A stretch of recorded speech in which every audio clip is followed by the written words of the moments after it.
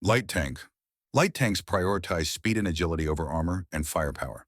Typically weighing between 8 and 25 tons, these vehicles excel in reconnaissance, rapid strikes, and flanking maneuvers.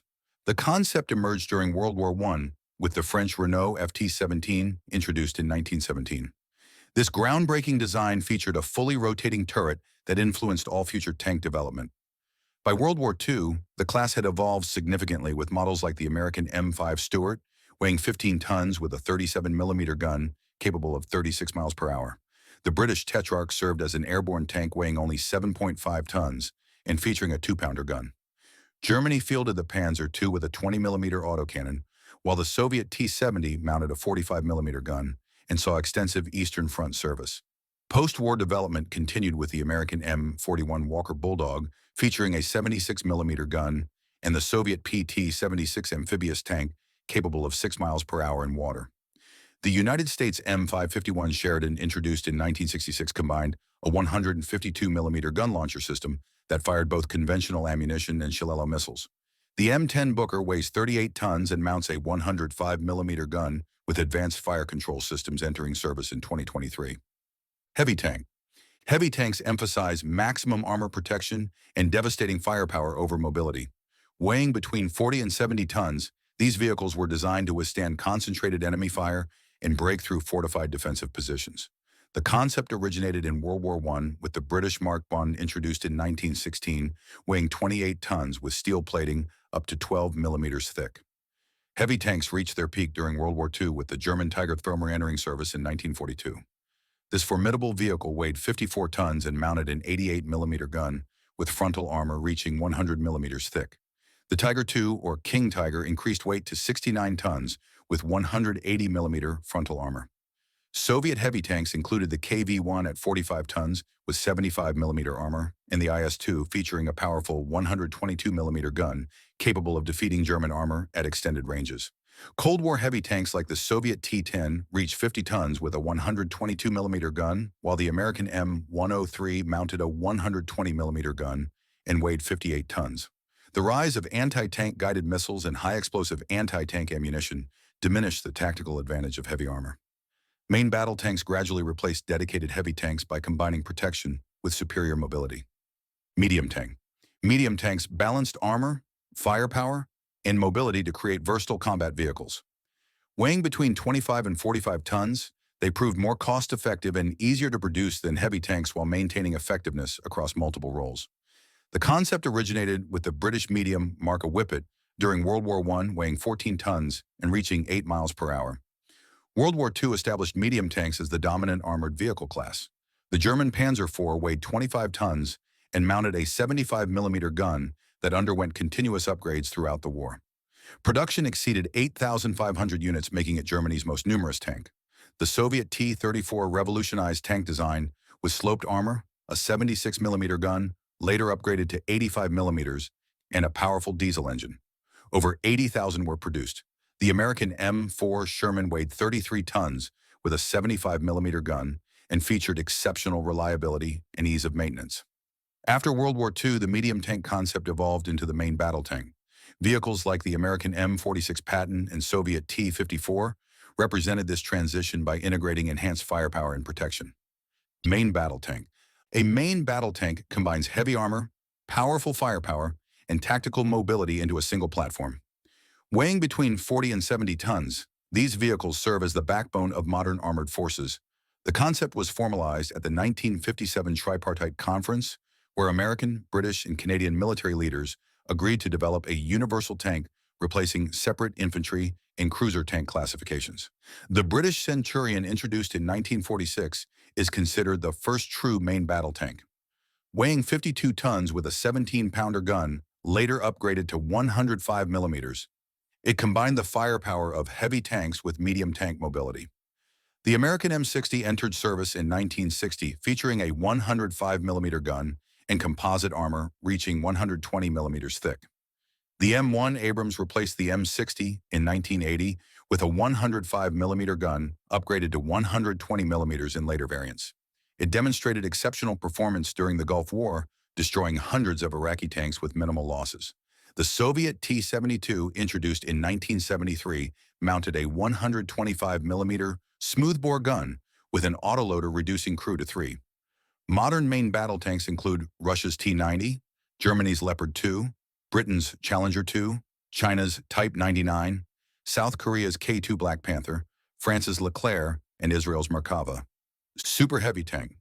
Super heavy tanks exceeded conventional heavy tank specifications with extraordinary weight and armor protection. Weighing over 70 tons, these vehicles represented ambitious attempts to create invulnerable fighting platforms. Most remained experimental and never saw combat service.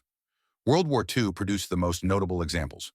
The German Panzer 8 Maus reached 188 tons with frontal armor of 240mm and a 128mm main gun, paired with a 75mm secondary gun coaxial gun. Only 2 prototypes were completed before war's end.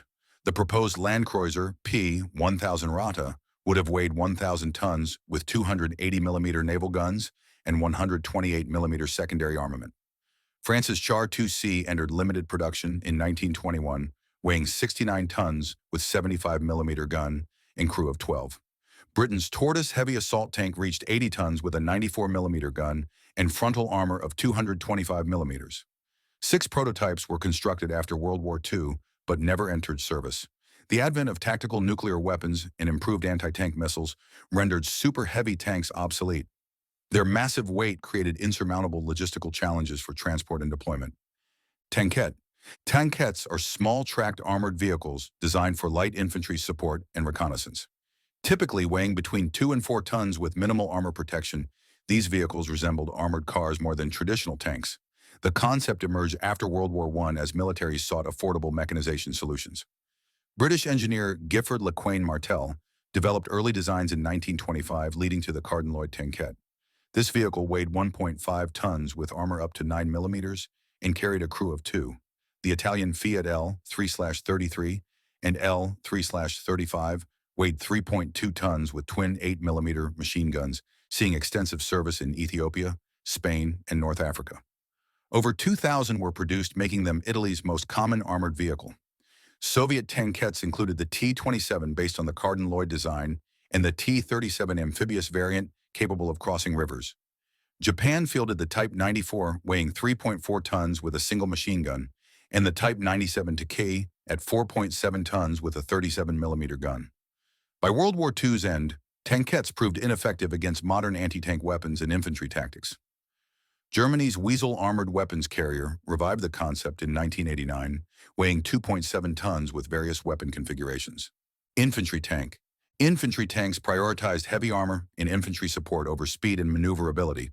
Designed to advance alongside foot soldiers through enemy fire, these vehicles featured thick armor protection and low speeds rarely exceeding 15 miles per hour. The concept emerged in the 1930s as British doctrine separated tanks into infantry support and cruiser roles. The Matilda Thermer, introduced in 1938, weighed 11 tons with armor up to 65mm and armed with a single machine gun. Its successor, the Matilda II, increased weight to 27 tons with frontal armor reaching 78mm and a 2-pounder gun. The British Churchill infantry tank entered service in 1941, weighing 39 tons with armor up to 152mm on later variants. Over 7,000 were produced, with variants serving as flamethrowers, bridge layers, and engineering vehicles. France fielded the Hotchkiss H-35 at 12 tons with 34mm armor and a 37mm gun.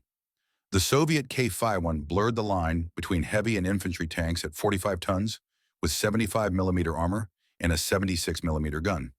By 1945, the development of faster universal tanks like the Centurion eliminated the need for specialized infantry tanks.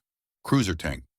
Cruiser tanks emphasize speed and mobility for rapid exploitation of breakthroughs and flanking maneuvers. Designed by the British military during the interwar period, these vehicles sacrificed armor protection for higher speeds and operational range. The first significant model was the A-9 Cruiser Mark I, introduced in 1937, weighing 12 tons with armor reaching 14mm and a 2-pounder gun. The Cruiser Mark V Covenanter entered production in 1940, weighing 18 tons with a 2-pounder gun and capable of 31 miles per hour. The Crusader Mark VI improved reliability and saw extensive North African service, weighing 20 tons with a 6-pounder gun and speeds reaching 27 miles per hour. The Cromwell Mark 8, introduced in 1944, represented the pinnacle of British cruiser tank development.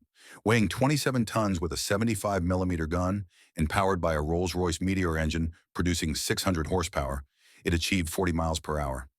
Despite impressive speed, cruiser tanks struggled against heavily armored German Tigers and Panthers. This led British designers toward the universal tank concept, combining cruiser mobility with heavy tank protection. Flame tank. Flame tanks are specialized armored vehicles equipped with flamethrowers designed to clear fortifications, bunkers, and entrenched infantry positions. These vehicles traded conventional main guns for flame projection systems capable of engaging targets at ranges between 50 and 200 yards. Significant development occurred during World War II as all major powers fielded flame tank variants. The Soviet KHT-26 and KHT-130, based on light tank chassis, carried flamethrowers with fuel tanks in the hull. The British Churchill Crocodile represented the most successful design, appearing in 1944. This vehicle towed an armored trailer containing 400 gallons of fuel connected by reinforced hose. The flamethrower replaced the hull machine gun while maintaining the 75mm main gun, providing an effective range of 150 yards. American flame tanks included the M4A3R3 Sherman, equipped with a Canadian Ronson flamethrower system. The M4 Sherman with E4-5 flamethrower saw extensive Pacific theater service where Japanese fortified positions required close-range engagement. Post-war flame tanks declined in use due to the Geneva Convention restrictions and development of more efficient incendiary weapons. Specialist tank. Specialist tanks are purpose-built armored vehicles designed for specific non-combat roles on the battlefield. These vehicles sacrifice offensive capability for specialized equipment, enabling bridge laying, mine clearing, recovery operations, or amphibious assaults. The concept advanced significantly during World War II, particularly during Operation Overlord. British engineer Percy Hobart developed numerous specialized tanks known as Hobart's Funnies based on Churchill and Sherman chassis. The Churchill Armored Vehicle Royal Engineers carried fascines for crossing ditches and bobbins that deployed canvas roadways across soft ground. The Sherman Crab featured a rotating flail with weighted chains that detonated mines and cleared barbed wire. Post-war specialist tanks expanded in capability and diversity. The American M60 armored vehicle launched bridge deploys a 60-foot scissor bridge capable of supporting 70 tons within minutes. The Soviet PT-76 light amphibious tank weighs 14 tons and crosses water at 6 miles per hour using hydrojet propulsion. Modern specialist tanks include the M1 armored breacher, equipped with mine plows and line charges, the Kyler mine-clearing vehicle with heavy rollers, and the PZH-2000 self-propelled howitzer, providing indirect fire support. If you enjoyed this video, don't forget to subscribe to this channel, like this video, and drop a comment.